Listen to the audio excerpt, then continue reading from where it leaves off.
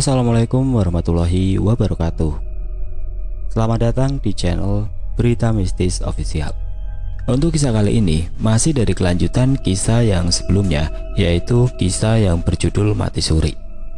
Sebelum kita masuk ke ceritanya, teman-teman tekan dulu tombol like video ini dan jangan lupa tekan juga tombol subscribe channel ini dan nyalakan juga lonceng notifikasinya. Dan seperti apa untuk kisah kali ini, langsung saja kita simak berikut ini.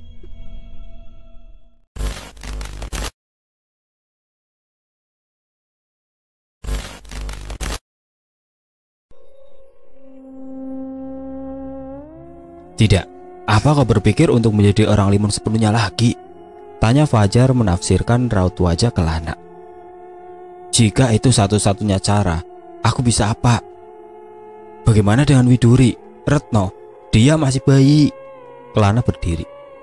Jika dia berhasil mewujudkan rencananya sekarang, aku khawatir Retno akan tumbuh menjadi manusia yang tidak beriman kepada Tuhannya. Bukankah kau sendiri sudah tahu bagaimana nasib daerah yang dikuasai setan? Fajar menghela nafas. Kau rela berpisah dengan mereka? Aku rela jika itu demi kebaikan mereka. Kelana membelakangi Abiat. Di depannya terhampar cahaya dari lampu-lampu rumah di bawah Gunung Palong. Terlihat seperti cahaya kunang-kunang. Kelana, kau yakin? Kejar Fajar. Apa yang kau lakukan? Menatap pemandangan sebelum lenyap selamanya. Sebentar lagi kau akan lenyap, seru Kelana, lantas berlari tanpa rasa takut dan melompat kala tidak ada lagi daratan untuk dia pijak. Abiat mengerutkan dahi, matanya membelalak, menyadari apa yang tengah Kelana coba lakukan. Dia melayang ke udara, bersiap menghentikan upaya Kelana dengan menangkap tubuhnya. Tetapi Fajar dengan sigap menangkap dan menahan kaki kiri Abiat yang sepanas bara api. Tidak akan kubiarkan kau kali ini, seru Fajar. Tubuh Kelana melesat ditarik gravitasi bumi. Kenangan demi kenangan muncul bergantian di kepalanya. Kenangan bersama Widuri, wanita dari golongan manusia yang sangat ia cintai, dan Retno, buah cinta mereka. Maafkan aku Widuri, sepertinya aku tidak bisa menempati janji kita, gumam Kelana. Suara dentuman keras terdengar menghantam tanah di gunung yang sunyi. Tidak, teriak Abiat yang tertahan oleh cengkraman Fajar. Kita lihat kali ini, apakah kau mampu menghadapi sosok Kelana yang sesungguhnya, hah? Ejek Fajar. Abiat mengayunkan kakinya sekuat tenaga ke arah pohon dengan amarah yang begitu besar.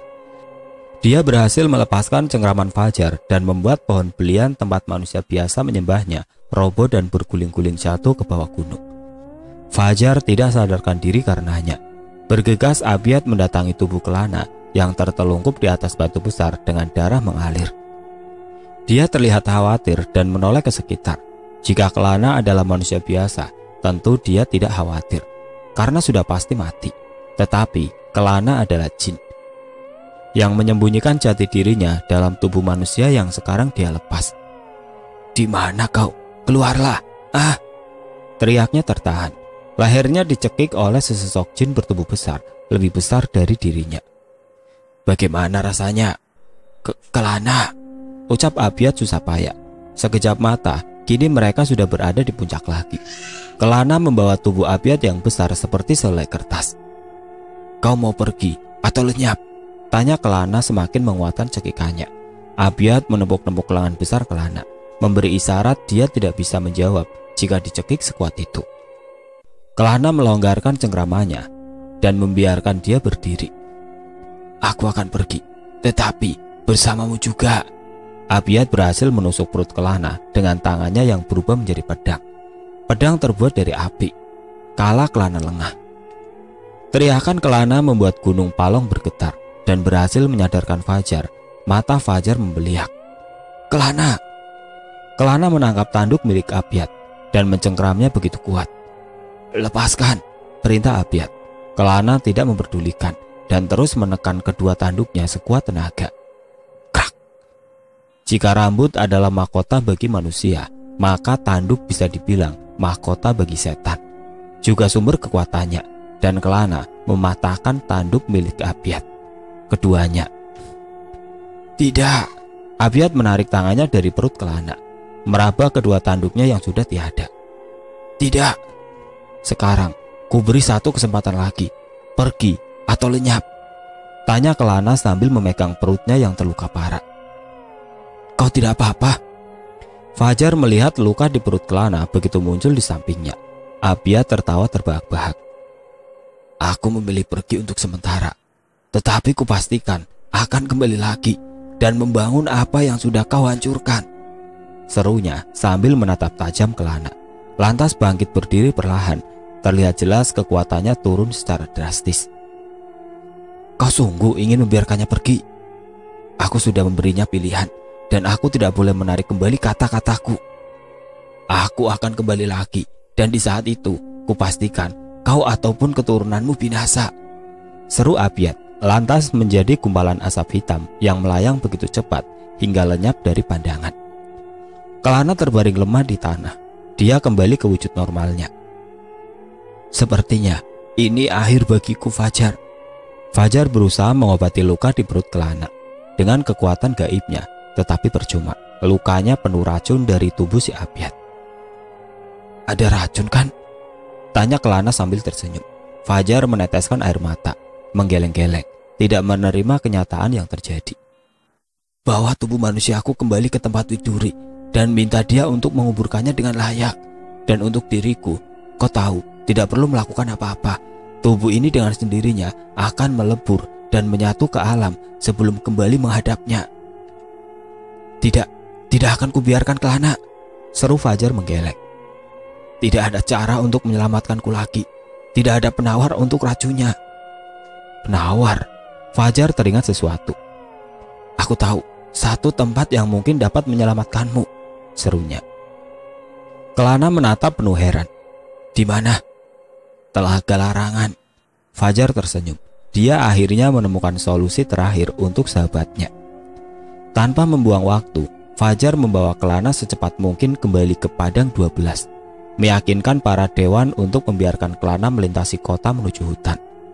Walau dewan enggan memberi izin karena peraturan yang dilanggar oleh Kelana, tetapi dewan mengizinkan dia untuk memasuki hutan, mengingat nama besar kakeknya dan jasa-jasa keluarganya terdahulu. Apa yang kau inginkan? Tanya jin penunggu Telaga Larangan kepada Fajar dan Kelana setiba mereka di sana. Tolong sembuhkan sahabatku, jawab Fajar. Jin penunggu telaga melihat ke arah Kelana. Harus dia yang meminta, karena ada konsekuensi yang harus diterima dari si peminta. Biar aku saja yang menerima konsekuensinya. Jika begitu, pergilah. Sembuhkan aku, ucap Kelana dengan sisa tenaga. Dengan satu syarat. Apa itu? Kejar Kelana. Kau harus tinggal di sini dan menjaga gerbang perbatasan untuk selamanya. Fajar membelalak mendengar persyaratannya. Tidak. Aku setuju, seru Kelana. Fajar menoleh Kelana. Kau yakin? Bukankah di sini tempat para setan berbahaya tinggal? Aku akan menjaga mereka agar tidak keluar jika Abiat kembali dan ingin membangun pasukan, jawabnya dengan senyuman. Fajar tidak dapat berkata apapun lagi. Dia tidak bisa menghentikan kehendak sahabatnya. Lagi pula, dia yang membawa Kelana ke sini. Di dalam perkebunan sawit, di tengah halaman luas dari sebuah pondok kecil, terbaring tidak sadarkan diri para warga desa yang digiring oleh balut. Tinggal menunggu waktunya untuk menjadikan mereka wadah dari para setan yang sudah mengantri untuk memiliki tubuh. Para warga yang tubuhnya sudah diambil alih menyiapkan sebuah kendi besar berisi cairan hitam, racun pemutus tali jiwa, di bawah penguasaan balut. Suasana terasa mencekam. Sesaat lagi seluruh warga akan diberi cairan tersebut tanpa bisa melakukan apa-apa untuk mencegahnya. Mereka sudah siap, seru Nek Siri.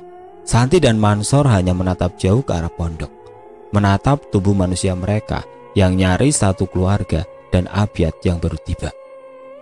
Ironi bukan, tubuh kalian ada di sana, tetapi jiwa kalian ada di sini.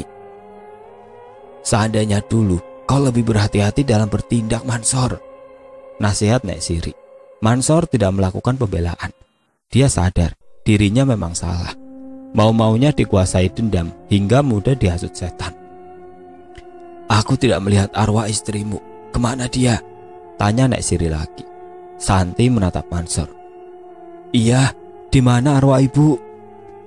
Ibumu, ayah belum melihatnya juga, dan dia belum tahu apa yang sebenarnya terjadi, ucap Mansur lesu.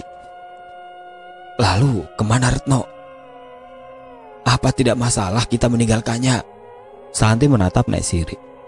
Tenanglah, saat ini dia pasti sudah bersama pria itu, serunya. Pria itu, gumam Santi. Pandangan mereka tertuju kembali ke arah pondok. Kendi sudah diletakkan di dekat warga yang tidak sadarkan diri. Seorang warga, gadis muda yang sudah dirasuki, mendekat ke arah kendi dengan membawa centong kayu. Abiat, Balut, tubuh Santi yang sudah dirasuki, dan tubuh ibunya yang dirasuki juga berjalan mendekat ke arah kendi. Wahai para pengikutku yang setia, sesaat lagi kalian akan memiliki tubuh yang baru. Kalian akan hidup kembali menggunakan tubuh mereka. Bukankah aku baik? Bukankah aku sudah seperti Tuhan bagi kalian? Ucap Abiat dengan penuh kesombongan. Para setan menampakkan diri mereka serentak. Mereka sudah berdiri di samping tubuh pilihan mereka masing-masing. Tidak peduli tua atau muda, tampan, cantik, atau jelek, bagi mereka yang penting mendapat tubuh untuk dikuasai. Apakah kalian akan tetap setia kepadaku, kepada Tuhan kalian? Tanya Abiat lagi. Para setan membungkukkan badan serentak. Kami akan selalu setia kepadamu, Tuanku. Abiat, tubuh Santi dan tubuh ibunya tersenyum puas mendengarnya. Abiat merentangkan kedua tangannya dengan wajah menengadah ke langit. Sesaat lagi tamu kita akan datang, Tuan Azazel, dan aku ingin memberi sambutan yang terbaik baginya. Mulailah sekarang, ambil tubuh yang kalian inginkan. Gadis membawa centong itu memasukkan centong ke dalam kendi, mengambil cairan untuk diminum sekali tegukan. Apa kita hanya melihat dari sini? Tanya Mansur. Ayo, bergerak, seru Nek Siri. Belum sempat mereka beranjak keluar dari balik pohon sawit, kendi berisi cairan hitam itu tumbang dan menumpahkan segala isinya ke tanah. Mata Abiat membelalak, nafasnya naik turun. Apa yang kau lakukan? Teriak Abiat kepada gadis membawa centong yang menumbangkan kendi tersebut. Suara raungan dan tangisan terdengar memilu dari para setan yang kehilangan kesempatan. Cairan yang berharga bagi mereka lenyap begitu saja ditelan bumi. Apa yang kau lakukan? Tanya Abiat lagi sambil mencekik tubuh gadis tersebut. Gadis tersebut tertawa. Aku geli melihatmu. Kau mengorbankan keluarga sendiri untuk menyembah iblis. Anakmu kau korbankan, dan aku istrimu pun kau korbankan. Entah siapa yang mengisi tubuhku itu, tetapi aku muak. Bukan hanya Abiat, Nek Siri, Mansur dan Santi pun terperangah dibuatnya. Dia ibu, bagaimana bisa? Tanya Santi. Nek Siri tertawa kecil. Sepertinya dia masuk ke tubuh gadis itu saat kejadian di desa. Desi, aku tidak pernah mengira dia bisa berpikiran seperti itu. Tambah Mansur tajuk. Mati kau. Abiat mencekik sekuat tenaga tubuh gadis yang dirasuki oleh Desi, ibu Santi. Aku memang sudah mati, seru Desi sambil terkekeh. Tidak ada perlawanan berarti. Abiat tentu saja jauh lebih kuat dari tubuh gadis lemah di cengkramannya. Arwah Desi terlempar keluar dari tubuh si gadis. Apa yang kau tertawakan, sialan? Geram Abiat ke arah Desi. Tubuh Santi dan tubuh Desi juga Balut mendekat ke samping Abiat. Aku senang berhasil menggagalkan rencanamu, suamiku. Dia bukan suamimu, aku suamimu. Santi menoleh ke sampingnya. Begitupun Nek Siri, memastikan yang di hadapan mereka benar Mansur. Ayo kita bantu ayah, ajak Santi. Nek Siri menahan Santi. Belum saatnya, tunggu sesaat lagi. Tunggu orang yang mampu menghadapinya. Maksud nenek? Putra Kelana, ayahnya Retno.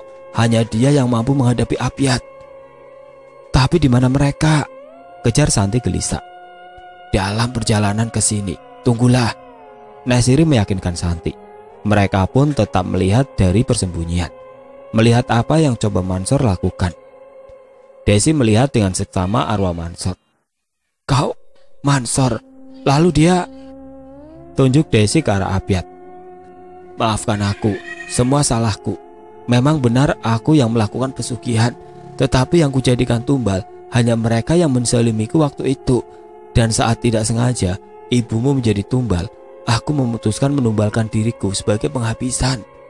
Jelas Mansor menceritakan kembali yang sebenarnya terjadi kepada istrinya. Desi tertawa sinis. Ternyata setan yang membantu pesugihanmu itu mengambil alih dirimu sendiri, tanyanya. Mansor mengangguk. Seperti itulah cerita sebenarnya. Cukup reuni keluarganya. Aku muak melihatnya, seru Abiat. Kalian urus mereka. Aku akan kembali membuat cairan itu sebelum Azazel tiba, perintah Abiat. Baru saja hendak melangkah menuju pondok, langkahnya terhenti seketika. Dia merasakan kehadiran sosok yang dulu mempermalukannya saat di Gunung Palok. Angin berhembus dengan kencangnya, membuat pasir di tanah dan dedaunan kering ikut terangkat dan melayang. Para setan pun terlihat tertekan dengan hawa positif yang muncul tiba-tiba. Dia akhirnya tiba, seru Nek Siri sambil tersenyum, sementara Santi menatap tidak mengerti. Angin memusat di satu titik, di antara para warga yang tidak sadarkan diri dan sosok Abiat. Apa kabar Putra Kelana? Sapa Abiat saat angin tersebut menghilang dan memunculkan sosok rival abadinya. Kita bertemu lagi Abiat, seperti yang kau inginkan. Apa tandukmu sudah tumbuh kembali? Abiat tertawa terbahak-bahak, tawa yang menutupi rasa luka dan malunya. Kali ini aku tidak sendiri Kelana, seru Abiat. Para setan dan pengikutnya kini berada di belakangnya. Kelana tersenyum. Begitupun aku, serunya. Nek Siri sudah berada di sampingnya, arwah Santi, Mansor dan Desi. Hanya segelintir kecoa, ejek Abiat. Kita lihat saja, tantang Kelana sambil tersenyum. Apa kabar Embun? Sapa Kelana tanpa mengalihkan perhatian dari Abiat. Nek Siri yang memiliki nama asli Embun menghela nafas. Seperti yang kau lihat, semakin menua, jawabnya. Kelana tersenyum mendengarnya. Maaf, tapi apa yang harus aku lakukan sekarang? Sela Mansor. Aku membutuhkan bantuanmu, sedangkan Embun dan Santi, ucap Santi, mengenalkan namanya saat mata Kelana menatapnya. Iya, dan kamu, Desi, ibunya Santi, sambung Desi. Kalian bantu Embun. Embun menatap Kelana. Apa yang bisa aku bantu? Bawa warga yang tidak sadarkan diri kembali ke desa dan berikan ini kepada mereka. Kelana menyerahkan kendi kecil yang dari tadi dipegangnya. Dahi Embun mengkerut melihat isi kendi. Apa ini? Penawar racun yang Retno ambil dari Telaga Larangan. Embun mengangguk, memahami tugasnya kini. Sekarang pergilah, perintah Kelana. Embun, Santi dan Desi muncul di tengah-tengah warga yang tidak sadarkan diri. Tetapi ternyata sudah menunggu di sana setan dalam tubuh Santi dan Desi. Menyedihkan sekali melihat wajah yang tubuhnya kini menjadi milik kami, seru setan dalam tubuh Santi lantas tertawa.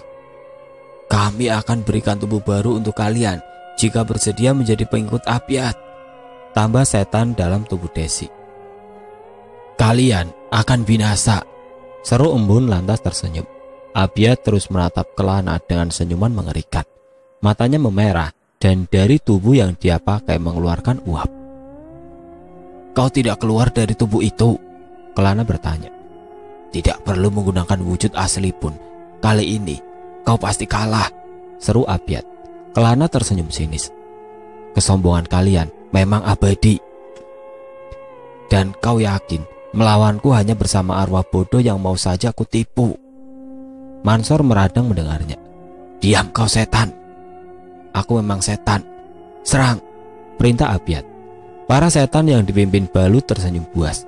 Tubuh mereka berubah menjadi asap dan melesat dengan cepat ke arah Kelana dan Mansor. Mereka berdua terlontar ke udara karena hantaman beberapa setan. Belum sempat mereka beraksi, Tubuh mereka terkunci melayang di udara. Bagaimana? Bahkan aku belum menggunakan kedua tanganku, seru Abiat dari bawah. Hanya ini, kau lupa aku mematahkan tandukmu, tanya Kelana memancing.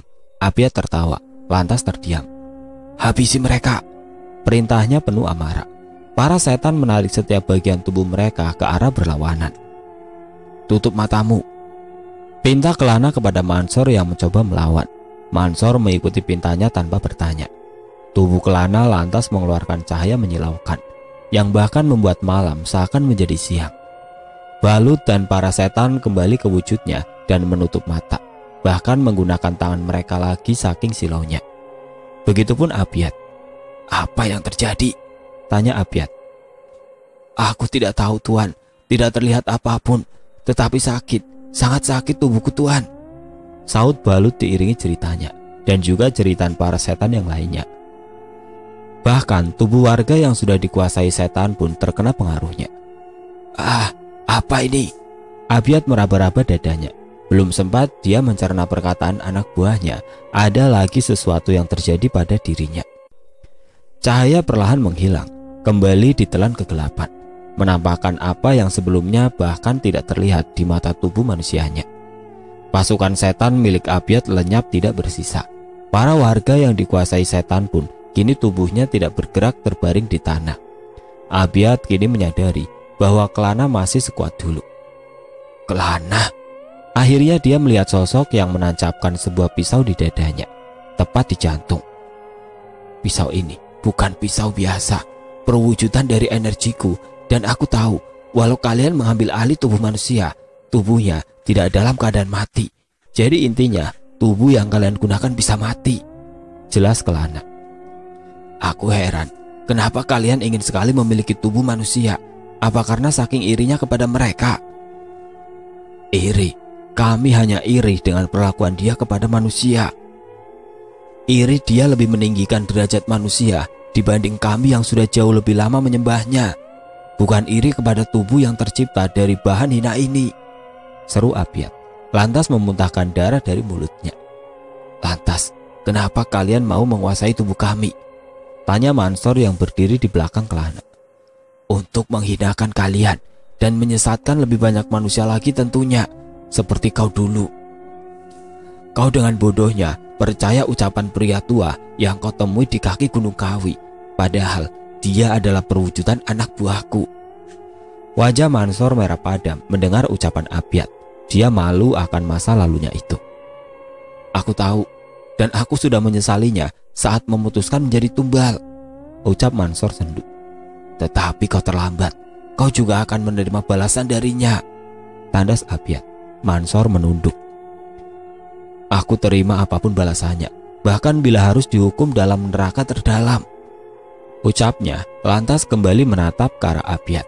Abiat tertawa terbahak-bahak sebelum akhirnya menutup mata.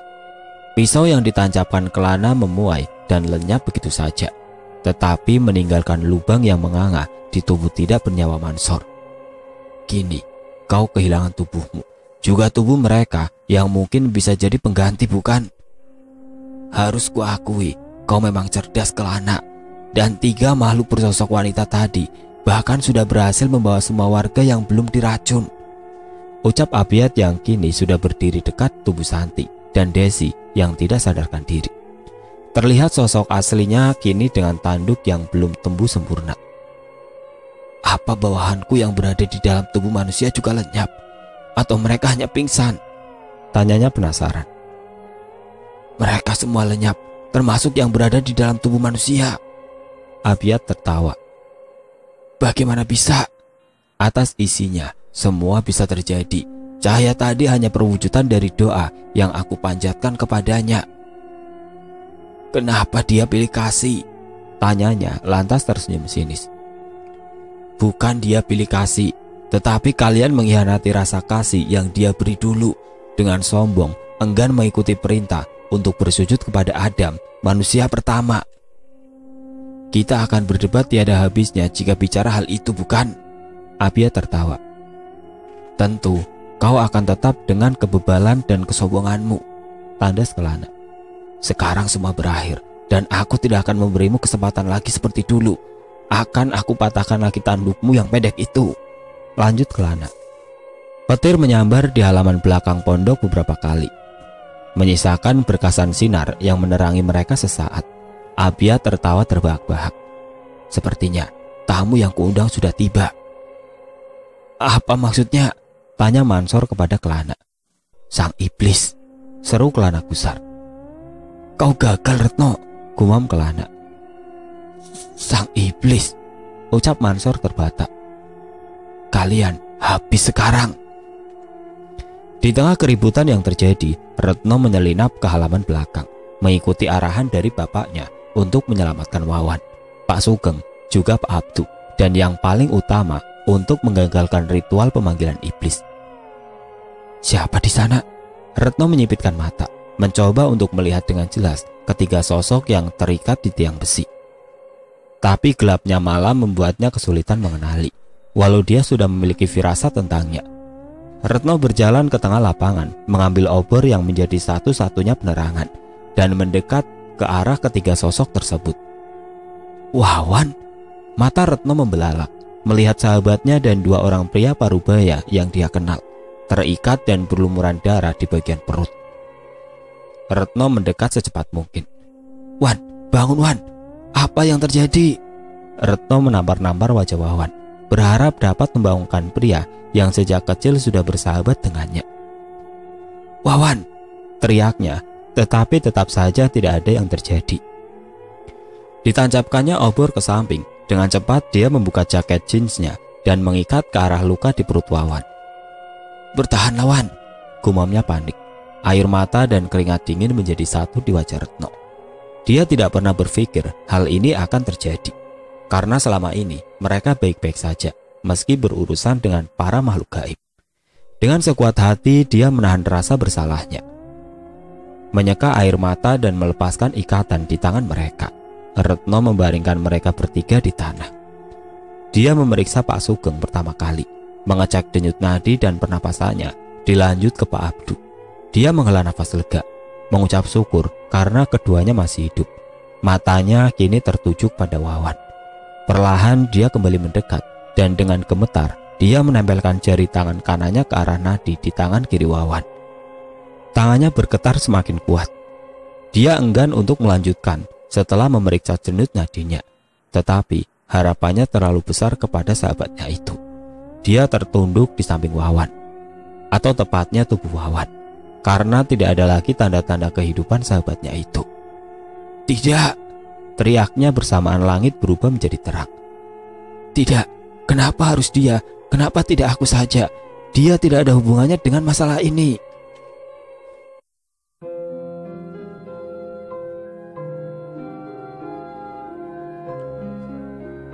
Oke teman-teman, sampai di sini dulu ceritanya. Nantikan kelanjutan kisah ini di video berikutnya. Agar tidak ketinggalan, klik tombol subscribe channel ini dan nyalakan lonceng notifikasinya. Wassalamualaikum warahmatullahi wabarakatuh.